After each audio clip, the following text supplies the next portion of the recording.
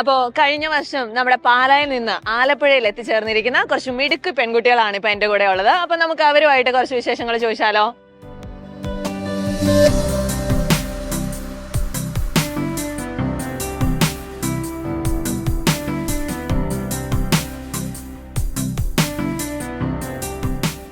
അപ്പൊ ആദ്യമായിട്ട് ഡോക്ടർ ആകണം എന്നായിരുന്നോ നിങ്ങളുടെ ആദ്യത്തെ അംബിഷൻ എന്ന് പറയുന്നത്? മോളുടെ പേരെന്നാ? ഗീതിക. ഗീതികയുടെ എവിടാ വീട്? എവിടാ? ട്രിവാൻഡ്രം ആയിരുന്നു. അപ്പൊ ഗീതികയുടെ അംബിഷൻ എന്ന് പറയുന്നത് എന്തായിരുന്നു? കുഞ്ഞുനാള് മുതൽ എന്താകണമെന്ന്? 2ാം ക്ലാസ് മുതൽ ഡോക്ടർ ആകണമെന്ന് ആഗ്രഹിച്ച ഒരാളാണ് ഇപ്പൊ ആലപ്പുഴ എത്തിയേക്കുന്നത്. എങ്ങനെയുണ്ട് ആ ജേർണി? എങ്ങനെ ഉണ്ടായിരുന്നു? ഇപ്പൊ 10th കഴിഞ്ഞപ്പോ തൊട്ടാണോ അതോ 2ാം ക്ലാസ് തൊട്ട് എപ്പൊ തൊട്ട് പരിശ്രമിച്ചു തുടങ്ങി ഇതിന് വേണ്ടിട്ട്? ഒരു 8th 9th. അപ്പൊ നമ്മുടെ എന്തെങ്കിലും പ്രോഗ്രാംസ് ഒക്കെ ചെയ്തിട്ടുണ്ടായിരുന്നോ ആ സമയത്ത്? ഞാൻ ആക്ച്വലി 10th ആയപ്പോഴാണ് 10th കഴിഞ്ഞപ്പോഴാണ് റെസിഡൻഷ്യൽ മാച്ചിലായിരുന്നു. ഓഹോ. എന്നിട്ട് +1 +2 +1 പിന്നെ ഒരു വർഷം പാലയിലുണ്ട് റിപ്പീറ്റ് ചെയ്തു. ഓക്കെ, അങ്ങനെയാണ് മോള് ഇവിടെ എത്തിയിരിക്കുന്നത്. എങ്ങനെയാണ് നമ്മുടെ ഇപ്പോഴത്തെ കുട്ടികളോട് എന്നാ പറയാനുള്ളത്? ഇങ്ങനെ ഒരു അംബിഷൻ നമുക്ക് അച്ചീവ് ചെയ്യണമെങ്കിൽ എന്തൊക്കെ ചെയ്യണമായിരിക്കാം? അല്ല, അവർക്കൊരു മോട്ടിവേഷൻ എന്നുള്ള രീതിയിൽ ആ ഡ്രീമിനെ എങ്ങനെ അവർ പിടിക്കണം? എങ്ങനെ അതിലേക്ക് എത്തിച്ചേരാൻ പറ്റും? എല്ലാ പ്രൊഫഷനും അതിൻ്റെതായ ബുദ്ധിമുട്ടുകളുണ്ട്. പക്ഷെ ഡോക്ടർ എന്ന് പറഞ്ഞാൽ അതൊരു പ്രൊഫഷനുപരി വലിയൊരു നമുക്ക് ഹ്യൂമാനിറ്റി സെർവ് ചെയ്യാൻ പറ്റുന്ന വലിയൊരു കാര്യം തന്നെയാണ്. സോ അതിന് നിങ്ങൾ ഒരിക്കലും നമ്മൾ എത്ര പ്രയത്നിക്കുന്നോ അതിന്റെ റിസൾട്ട് നിങ്ങൾക്ക് കിട്ടാതിരിക്കാൻ ഒരു ചാൻസും ഇല്ല. നിങ്ങൾ എത്ര ഹാർഡ് വർക്ക് ചെയ്യുന്നോ അതിന്റെ ഇരട്ടി റിസൾട്ട് നിങ്ങൾക്ക് കിട്ടിയിരിക്കും. പ്രത്യേകിച്ച് നിങ്ങൾ ബ്രില്യന്റിലാണല്ലോ. അപ്പൊ ഡ്രീമിന് പിന്നാലെ പോയ ബ്രില്യന്റും കൂടെ ഉണ്ട്. നമുക്ക് ആലപ്പുഴ പോലെ നല്ല മെഡിക്കൽ കോളേജുകളിൽ പഠിക്കാൻ പറ്റും. അപ്പോ വേറെ എന്താ? നമുക്ക് ഇപ്പൊ ബ്രില്യന്റിൽ നമ്മൾ പഠിച്ചിട്ടുണ്ടായിരുന്നു. അപ്പൊ ഇനിയിപ്പോ നമ്മുടെ കുട്ടികൾ മോഡൽ എക്സാം ഒക്കെ ഫേസ് ചെയ്യാൻ അടുത്ത നീറ്റ് വരാൻ പോകുന്നു അല്ലേ? നിങ്ങൾക്ക് ജൂനിയേഴ്സിനെ തരണ്ടേ ഞങ്ങൾക്ക് കുറെ പേരെ അല്ലേ? അപ്പൊ അതിന് വേണ്ടിയിട്ട് ഇപ്പൊ കുറച്ച് പേരൊക്കെ പഠിക്കാനൊക്കെ ഭയങ്കര ടെൻഷൻ അടിച്ചിട്ടൊക്കെ ഇരിപ്പുണ്ടായിരിക്കും. അപ്പൊ നിങ്ങൾ പഠിച്ച് നിങ്ങൾ ഇത്രയും ഒരു 600+ അല്ലെങ്കിൽ ഒരു നല്ല മാർക്ക് വാങ്ങിച്ചിട്ടാണ് ഇവിടെ വന്നിരിക്കുന്നത്. അപ്പൊ ഇതിലേക്ക് എത്തിച്ചേരാൻ വേണ്ടിയിട്ട് അവർക്ക് കൊടുക്കാൻ പറ്റുന്ന ഒരു ടിപ്പ് എന്താണ്? അതായത് ഇപ്പൊ ടെൻഷൻ ഉണ്ടായിരുന്നിരിക്കാം, ഹോസ്റ്റലിൽ ബുദ്ധിമുട്ടുകൾ, ഹോം സിക്നസ്സുകളൊക്കെ ഉണ്ടായിരുന്നിരിക്കാം, അതായത് നമ്മള് പേഴ്സണലി എന്തെങ്കിലുമൊക്കെ പ്രശ്നം. അപ്പോൾ അതിനൊക്കെ ഓവർകം ചെയ്ത് എങ്ങനെ നമുക്ക് ഈ ഡ്രീം വരെ അല്ലെങ്കിൽ ഒരു മെഡിക്കൽ കോളേജ് എന്നൊരു ഡ്രീമിലേക്ക് എങ്ങനെ എത്താം? മോളുടെ പേരെന്താ? എന്റെ പേര് പാർവതി. പാർവതിയാണ്. പാർവതി വീട് എവിടാണ്? ട്രിവാൻഡ്രംകാരിയാണ്. അപ്പോൾ ട്രിവാൻഡ്രം സെന്ററിൽ പഠിച്ച കുട്ടിയുടെയാണ്. ഓക്കെ, അപ്പം പാർവതിയുടെ ഒരു കാര്യം പറയൂ. എന്താണ് നമ്മുടെ കുട്ടികളോട് പറയാൻ പറ്റുക? റിലാക്സ് ചെയ്തിട്ട് പഠിക്കുക. കാരണം സ്ട്രെസ് അടിച്ചാൽ എന്തായാലും നമ്മുടെ പെർഫോമൻസ് പുറകോട്ട് പോകത്തേ ഉള്ളൂ. സ്ട്രെസ് അടിക്കാതെ നമുക്ക് മാക്സിമം റിലാക്സ് ചെയ്ത് എക്സാംസ് എഴുതുക. തെറ്റ് പറ്റും, എന്തായാലും തെറ്റൊക്കെ പറ്റും. അപ്പൊ നമ്മള് എന്താ തെറ്റിയതെന്ന് വെച്ചാൽ ആ എക്സാം കഴിഞ്ഞിട്ട് ആ തെറ്റിയ ക്വസ്റ്റ്യൻസ് തന്നെ നോക്കും. അത് തന്നെ. അപ്പൊ ഇത് പ്രീവിയസ് നമ്മുടെ ടീച്ചേഴ്സ് പറഞ്ഞു തന്നിരിക്കുന്ന കാര്യമാണോ ഈ തെറ്റുകളിലൂടെ പഠിക്കുക എന്നുള്ളത്? ഓക്കെ, നമുക്ക് ടീച്ചേഴ്സ് എന്നും നമുക്ക് വന്ന് പറയുമായിരുന്നു ഓരോ എക്സാം കഴിയുമ്പോഴും ലൈക്ക് തെറ്റ് നോക്കുക. ഓക്കെ, അതൊക്കെ ഫോളോ ചെയ്തിരുന്നു അവസാനം വരെ? അതെ. ഓക്കെ, ഷോർട്ട് നോട്ട്സ് ഒക്കെ ഉണ്ടാക്കി പഠിക്കുക. അത് ഭയങ്കര ഹെൽപ്ഫുൾ ആണ്. ആക്ച്വലി ഏറ്റവും കൂടുതൽ ഹെൽപ്ഫുൾ ആയത് ഈ ഷോർട്ട് നോട്ട്സ് ആണ്. ഓക്കെ, അപ്പൊ ഇത് വലിയൊരു ടിപ്പാണ്, നിങ്ങൾ നോട്ട് ചെയ്ത് വെച്ചോളുക. അപ്പൊ പ്രീവിയസ് നിങ്ങൾക്ക് ആലപ്പുഴയിൽ എത്തണമെങ്കിൽ ഇതുപോലെ ഷോർട്ട് നോട്ട്സ് ഒക്കെ ഉണ്ടാക്കി വെച്ച് പഠിക്കാം. ഓക്കെ, അപ്പൊ അടുത്തതായിട്ട് നമുക്ക് ഇപ്പോ ഏറ്റവും ഇപ്പൊ കുട്ടികൾ പഠിക്കുകയാണെന്ന് പറഞ്ഞു. അപ്പോൾ അവരോട് പറയാനുള്ള ഒരു 3 ഉപദേശങ്ങൾ, അല്ലെങ്കിൽ നമുക്ക് തെറ്റ് പറ്റിയിരുന്നു അത് തിരുത്തിക്കൊണ്ട് അവര് ആ തെറ്റ് പറ്റരുത്, മുന്നോട്ട് അവര് നന്നായിട്ട് ചെയ്യണം എന്ന് വിചാരിക്കുന്ന ഏതെങ്കിലും കാര്യങ്ങളുണ്ടോ? മെയിൻ ആയിട്ട് എക്സാംസ് എല്ലാം അറ്റംപ്റ്റ് ചെയ്യുക. അതാണ് മെയിൻ കാര്യം. ഒരു എക്സാം പോലും സ്കിപ്പ് ചെയ്യാണ്ട് നോക്കണം. ഓക്കെ, എക്സാം സ്കിപ്പ് ആയിട്ടുണ്ടോ? മോളുടെ പേരെന്തായിരുന്നു? ഫൈറൂസ്. ഫൈറൂസിന്റെ നാട് എവിടാ? കൊല്ലംകാരിയാണ്. അപ്പൊ ഫൈറൂസ് പറയുന്ന എക്സാംസ് ഒന്നും സ്കിപ്പ് ചെയ്യരുതെന്ന്. എന്തെങ്കിലും സ്കിപ്പ് ചെയ്ത് എന്തെങ്കിലും അബദ്ധങ്ങൾ പറ്റിയിട്ടുണ്ടോ? അപ്പം ചില പോർഷൻ ഒക്കെ നമുക്ക് പഠിക്കാൻ പറ്റാതെ പോകും. ഈ വീക്ക്ലി എക്സാംസ് ഒക്കെ നടക്കുമ്പോൾ ചില പോർഷൻസ് ഒക്കെ നോക്കാൻ പറ്റാതെ ഒക്കെ വരും. ലാസ്റ്റ് ആകുമ്പോൾ നമുക്ക് തോന്നും, ഓ അന്നേരം നോക്കിയിരുന്നെങ്കിൽ ഇപ്പൊ അത് കവർ ചെയ്യായിരുന്നു. അല്ലെങ്കിൽ എന്നാലും നമുക്ക് മോഡൽ എക്സാം ടൈമിൽ അതിന് സമയം കിട്ടുമല്ലോ. അപ്പൊ അന്നേരം മാക്സിമം യൂട്ടിലൈസ് ചെയ്യണം. മാക്സിമം റിവൈസ് ചെയ്യാനും പഠിക്കാനും ഒക്കെ ശ്രമിക്കണം. അപ്പൊ ആ തെറ്റ് വീണ്ടും റിപ്പീറ്റ് ചെയ്യരുതെന്നാണ് ഫൈറോസ് പറയുന്നത്. ഓക്കെ, വേറെന്തെങ്കിലും? റിലാക്സ്ഡ് ആയിട്ടിരിക്കുക, സ്ട്രെസ് അടിക്കരുത്. സ്ട്രെസ് എടുക്കരുത്. അപ്പൊ സ്ട്രെസ് എടുക്കാതിരിക്കാൻ എന്നാ? അപ്പൊ അടുത്ത ആളോട് ചോദിക്കാം. മോളുടെ പേരെന്നാ? എന്റെ പേര് തൻസില. എവിടുന്നാ വരുന്നേ? എറണാകുളംകാരിയാണ്. അപ്പൊ നമ്മുടെ അടുത്തായിരുന്നു അല്ലെ? പാലാ സെന്ററിലാണോ പഠിച്ച മോള്? ഓക്കെ, അപ്പൊ എന്താ മോക്ക് നമ്മുടെ കുട്ടികളോട് പറയാനുള്ള, അല്ലെങ്കിൽ ഒരു മോട്ടിവേഷൻ എന്നുള്ള, ഒരു ഡോക്ടർ ആകാന്നുള്ള ഒരു അംബീഷനോട് കൂടി ചെറുപ്പം മുതൽ പഠിച്ചു തുടങ്ങിയ ആളാണോ? അല്ല. അപ്പോഴാണ് എന്താ പെട്ടെന്ന് അങ്ങനെ ഒരു കാര്യം തോന്നാൻ? ഒരു ഇഷ്ടമൊക്കെ തോന്നി.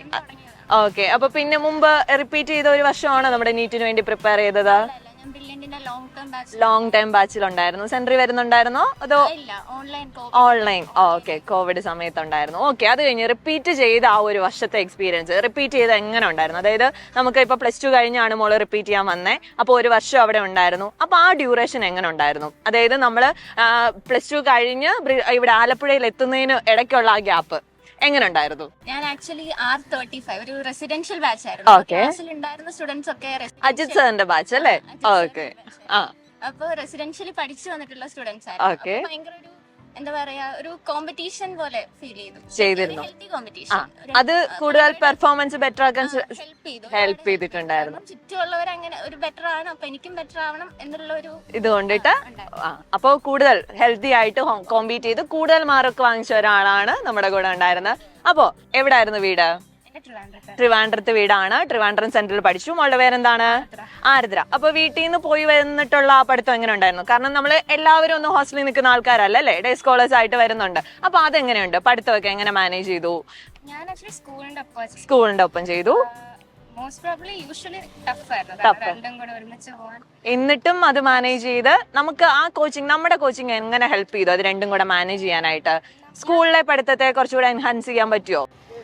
കാരണം ഞാൻ ഇന്റഗ്രേറ്റഡ് ആയതുകൊണ്ട് സ്കൂളിൽ പഠിക്കുന്ന കാര്യവും എൻട്രൻസിന്റെ കാര്യവും അവരെ കറക്റ്റ് ആയിട്ട് പറഞ്ഞുതരും. എന്താ പഠിക്കേണ്ടത്, ഇത് പഠിക്കണം. അപ്പൊ നമുക്ക് അറിയാം സ്കൂളിന് ഇത്രയും നമ്മൾ പഠിക്കണം, പക്ഷെ എൻട്രൻസ് നമ്മൾ അത് സ്കൂളിൽ പഠിക്കണം. ഓക്കെ, ആ കറക്റ്റ് ഒരു പാത്ത് നമുക്ക് അവിടെ കിട്ടി. സോ അത് ഫോളോ ചെയ്തു, ഇവിടെ വരെ എത്തിച്ചേർന്നു. ഓക്കെ, ഒരാളൂടെ ഉണ്ട്. മോളുടെ പേരെന്താ? നേഹ ഫാത്തിമ. ഓക്കെ, എവിടെന്നാ വരുന്നേ? കൊല്ലത്തുനിന്നാണ് വരുന്നത്. എന്താണ് ബ്രില്യന്റിൽ ഏറ്റവും മോസ്റ്റ് ഫേവറേറ്റ് ആയിട്ട് തോന്നിയ കാര്യം? പിന്നെ നമ്മുടെ ആലപ്പുഴയിൽ വന്ന ശേഷം ഇവിടെ ഫേവറേറ്റ് ആയിട്ട് ഫീൽ ചെയ്ത ഒരു കാര്യം? ബ്രില്യന്റിനെ പറ്റി പറയുകയാണെങ്കിൽ ബ്രില്യന്റ് എൻറ്റയർലി ഡിഫറെന്റ് ആയിട്ടുള്ള കുറെ എക്സ്പീരിയൻസ്. ഓക്കെ, 1 ഇയർ മോൾ അവിടെ റിപ്പീറ്റ് ചെയ്ത സമയത്തുള്ളത്. Okay okay. അപ്പൊ ബ്രില്യന്റിലെ എനിക്ക് ഏറ്റവും ഇഷ്ടപ്പെട്ട ഒരു കാര്യം അവിടുത്തെ റെഫറൻസ് ആയിരുന്നു. റെഫറൻസ്. ഓക്കെ, മോള് D ബ്ലോക്ക് ആയിരുന്നോ A ബ്ലോക്ക് ആയിരുന്നോ? D ബ്ലോക്കിലായിരുന്നു. പറയും മോളെ. ഒരുപാട് ഹെൽപ്പ് ചെയ്തിട്ടുണ്ട്. കാരണം നമ്മൾ ഹോസ്റ്റലിൽ ഒറ്റയ്ക്ക് ഇരിക്കുമ്പോൾ ഇറ്റ് ഡിപ്പെൻസ്. അപ്പൊ എനിക്കൊക്കെ പെട്ടെന്ന് കോൺസെൻട്രേഷൻ പോകും. അപ്പം റെഫറൻസിന് പോകുമ്പോൾ കൂടി ഇത്രയും പേര് പഠിക്കുന്ന കാണുമ്പോൾ നമുക്ക് മാക്സിമം അതിൽ തന്നെ ഇരുന്ന് പഠിക്കാൻ ഭയങ്കരമായിട്ട് തോന്നും. അപ്പോഴേക്ക് നമുക്ക് വേറെ ഒരു ഡിസ്ട്രാക്ഷൻ ഇടയ്ക്ക് വരില്ല. പിന്നെ നമുക്ക് വേണമെങ്കിൽ ഏതെങ്കിലും ബുക്സ് റെഫർ ചെയ്യണമെങ്കിൽ നമുക്ക് ലൈബ്രറി പോവാം.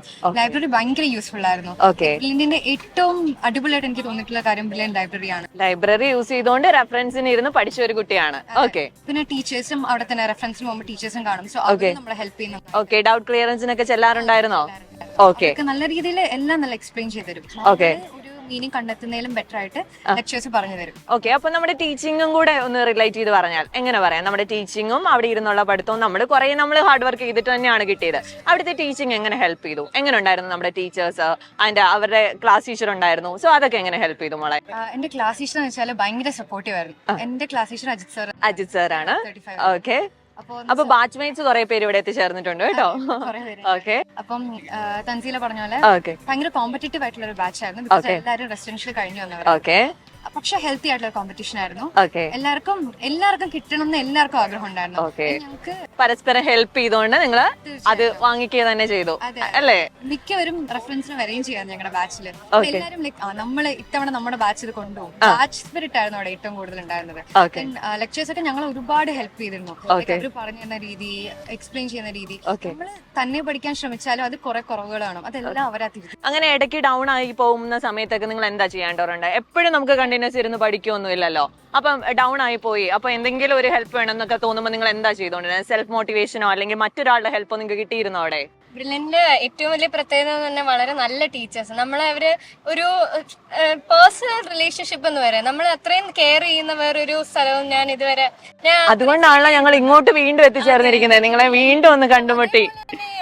നമുക്ക് നല്ലൊരു ഹെൽത്തി കോമ്പറ്റീഷൻ ആയിരുന്നു. എല്ലാവർക്കും ഒരുമിച്ച് മീറ്റ് കിട്ടണം ടീച്ചേഴ്സ്. നമ്മൾ എപ്പോ ഡൗൺ ആയാലും നമ്മുടെ കോർഡിനേറ്റേഴ്സ് ആണെങ്കിലും ജോസഫ് സാർ ആയിരുന്നു എന്റെ കോർഡിനേറ്റർ, സാറും പ്രദീപ് സാറും ഒക്കെ ഹെൽപ്ഫുൾ ആയിരുന്നു. അവർ അത്രയും മോട്ടിവേറ്റ് ചെയ്യുമ്പോൾ നമുക്ക് വീണ്ടും ഇതിനു വേണ്ടി ഹാർഡ് വർക്ക് ചെയ്യാൻ തോന്നുന്നു. ഒരു എക്സാമിന് മാർക്ക് പറഞ്ഞാൽ അവർ പറയും സാരമില്ല, അടുത്തതിനും പറ്റും. ആ ഒരു കോൺഫിഡൻസ്, നമ്മുടെ ഒരു ആത്മവിശ്വാസം ഉയർത്തിയെടുക്കുക എന്നുള്ളതാണ്.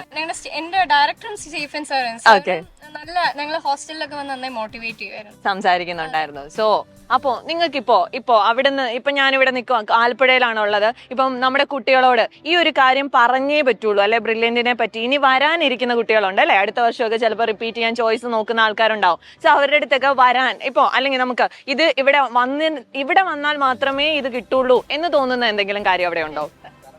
ബേസിക്കലി അപ്പൊ ബേസിക്കലി നമുക്ക് അത് ആരുടെ കയ്യിൽ നിന്നായിരുന്നു കിട്ടിക്കൊടുത്തത്?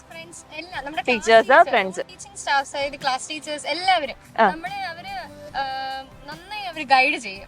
അറിയാം നമ്മള് വിശ്വാസ്യതയുടെ അവര് പറയുന്നത് നമ്മൾ ചെയ്തു പോയി കഴിഞ്ഞാൽ നമുക്ക് തീർച്ചയായിട്ടും നീറ്റ് ക്രാക്ക് ചെയ്യാൻ പറ്റും. പിന്നെ നമ്മൾ എപ്പം വീണാലും നമ്മുടെ സപ്പോർട്ട് ചെയ്യാൻ അവരുണ്ടെന്ന് നമുക്കൊരു വിശ്വാസമുണ്ട്, കൂടെ നിപ്പുണ്ട് അല്ലെ. ബ്രില്യന്റ് എപ്പോഴും ഹോസ്റ്റലിലാണെങ്കിലും ക്ലാസ്സിലാണെങ്കിലും ത്രൂ ആയിട്ട് നിങ്ങളിപ്പോ ഇവൻ ഇവിടെ കോളേജിൽ എത്തി ഫസ്റ്റ് ഇയർ എത്തി കഴിഞ്ഞപ്പോഴും ഞങ്ങൾ കൂടെ തന്നെയുണ്ട് ഏതൊരാവശ്യത്തിനും അല്ലെ. സോ നമ്മുടെ ഇനി വിശേഷങ്ങൾ കൂടുതൽ അറിയാം. ഓക്കെ, എൻട്രൻസ് സംബന്ധമായ വാർത്തകളും അപ്ഡേഷനുകളും ഏറ്റവും വേഗം ആധികാരികമായി അറിയാൻ ബ്രില്യൻ സ്റ്റഡി സെന്റർ പാല യൂട്യൂബ് ചാനൽ സബ്സ്ക്രൈബ് ചെയ്യുക, ബെൽ ഐക്കൺ അമർത്തുക, ഈ വീഡിയോ മറ്റു സുഹൃത്തുക്കളിലേക്കും മാക്സിമം ഷെയർ ചെയ്യുക.